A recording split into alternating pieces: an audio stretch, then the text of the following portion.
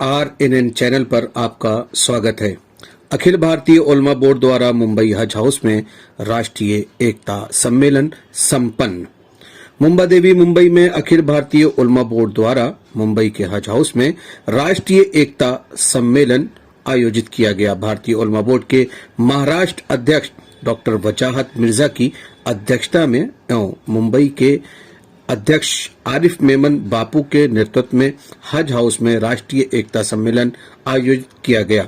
इस अवसर पर आयोजित सम्मेलन में मुख्य रूप से हजरत मौलाना सैयद सलमान हुसैन नदवी, महाराष्ट्र वक्फ बोर्ड के अध्यक्ष डॉक्टर वजाहत मिर्जा, बॉम्बे ट्रस्ट की जुमा मस्जिद के अध्यक्ष श्री मोहम्मद शुएब, स्वामी विश्वानंद जी, मुंबई रेलवे पुलिस आयुक्त कैसर खालिद, अखिल भारतीय उलमा बोर्ड राष्ट्रीय महासचिव अंजार अनवर खान, राष्ट्रीय कोषाध्यक्ष वारिस अली, भाजपा पार्षद अतुल शाह, फैम नायर, निजामुद्दीन रायन, आसिफ खत्री, सैयद अफसर अली निजामी, मुख्तार अहमद, राशिद खान ने वक्ताओं को एकता का संदेश देकर हिंदू मुस्लिम एकता कायम और भाईचारा बनाए रखने की दुआएं मांगी। बता दें कि मुंबई महानगर में लॉकडाउन के समय एक बच्चे ने 7 महीने में कुरान शरीफ पढ़कर हिफ्ज किया।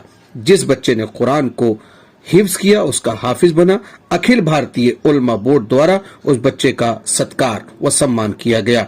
इस आयोजित सम्मेलन में मुंबई और महाराष्ट्र राज्य के लोगों ने अपनी उपस्थिति में महामारी कोविड-19 के दौरान काम की सराहना की गई। पूरी रिपोर्ट RNN चैनल।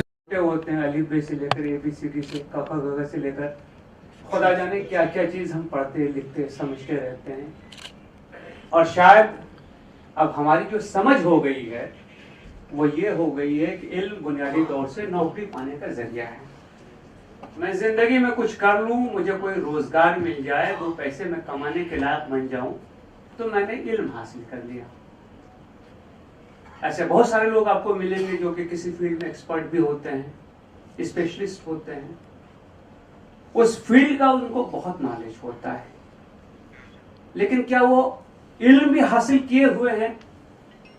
मुझे अक्सर ये सवाल जहन में आता है, इल्म क्या चीज है? पर इस शरीर में आया हूं वो मेरी याद आती है मुझे, इसलिए ये कलमा में बड़े प्यार से बोलता हूं।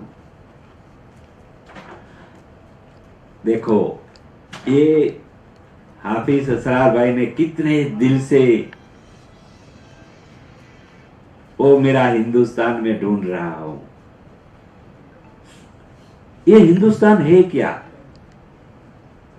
ये भी हम सबको मुझे अच्छा लगा, क्योंकि आने वाले दिनों में ये जो प्रोग्राम जो ग्राउंड पे होना चाहिए, क्योंकि मेरा जो स्वामी जी जो भी है, कितना लोग जो स्वामी जी है बहुत सारा उनको लेके आके जो भी है मौलाना साहब लाके एक प्रोग्राम अपन जो आने वाला दिनों में इसमें ग्राउंड में रखना जरूरी होता है, क्योंकि ये बहुत अच्छा लगा। हिंदू मुस्लिम लोग एक मिलके चलना चाहिए, बहुत काफ़ी अच्छा लगा मुझे।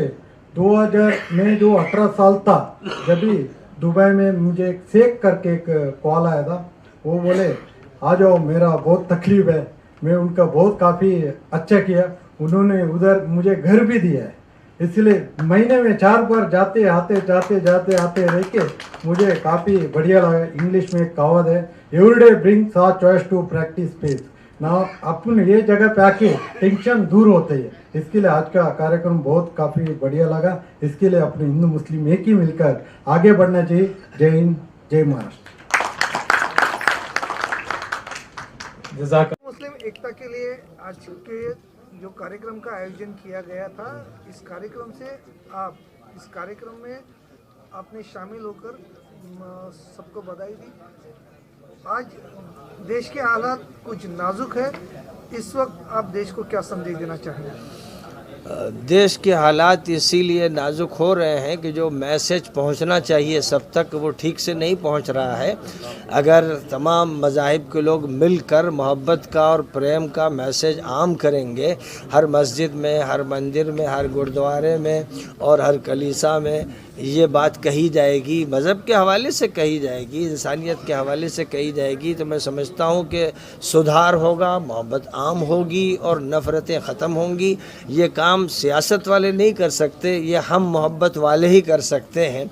इसलिए ज़रूरत है कि हम सब मिलकर, जैसे स्वामी जी आज यहाँ मौजूद हैं, तो ज़ाहिर है कि ये एक अलामती मुलाकात है, लेकिन मैं चाहता हूँ कि मस्जिदों में भी ऐसे प्रोग्राम हो और मंदिरों में भी हों, और इसी तरह जो चर्च है उनके अंदर भी हों, गुरुद्वारों में हों।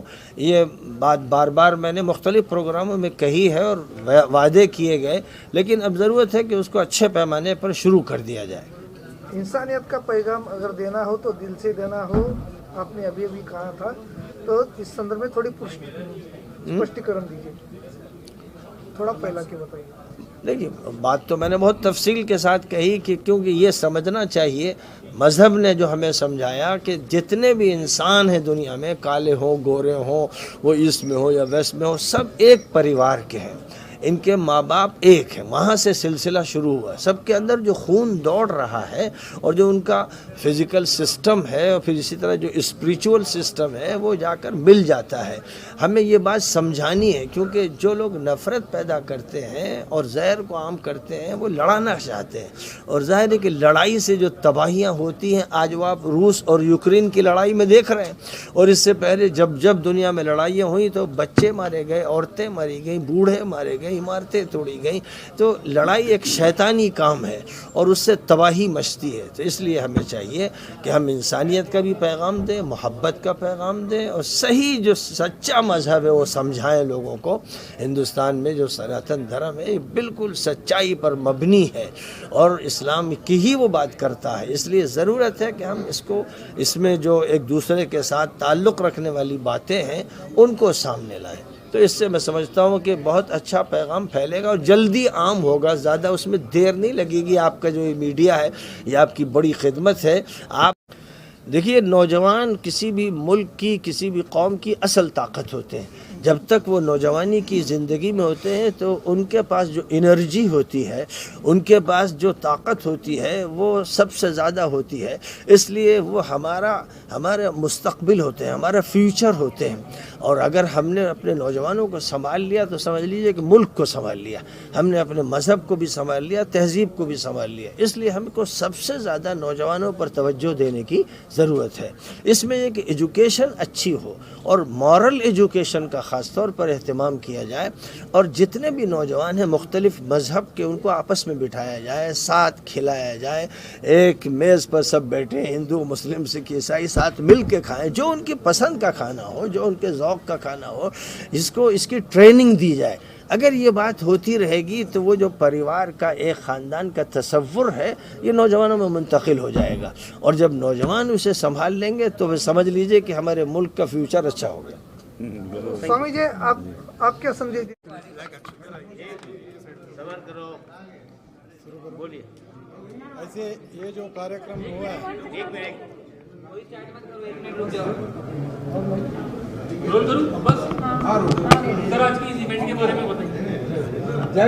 जो भी है आज का कार्यक्रम हुआ है, बहुत बढ़िया से कार्यक्रम हुआ है। ऐसा प्रोग्राम अपन ग्राउंड लेवल पे करना चाहिए। हिंदू जो मुस्लिम जो भी है साथ मिलकर आगे चलना चाहिए। हम लोग का जो साहित्य में कृता तेत्र द्वापर ये सब जाकर चलने वाले कलयुग में जो भी तकलीफ होगा पूरा ऊपर वाले पूरा दूर करते करके संकल्प किए। आज का शुभ मुहूर्त में सायं पुण्यकाल में ये जगह में कार्यक्रम आयोजन किया, बहुत बढ़िया किया। ये जो कार्यक्रम है और ऊपर लेवल पे होना चाहिए और अच्छा लेवल पे होना चाहिए। स्वामी जी, मौलाना साहब सब मिलकर ये कार्यक्रम आयोजन करना चाहिए करके मेरा एक संकल्प है। बताइए। हमारी बहन ने काफी अच्छा प्रोग्राम लिया है, हाँ, क्या कहना चाहोगे उनके बारे बहुत बढ़िया किया है, मुझे बहुत काफ़ी अच्छा लगा ये जो कार्यक्रम। फालतू की नहीं करना, नहीं तो मार खाएगा इधर ही। चल जा इधर से। में?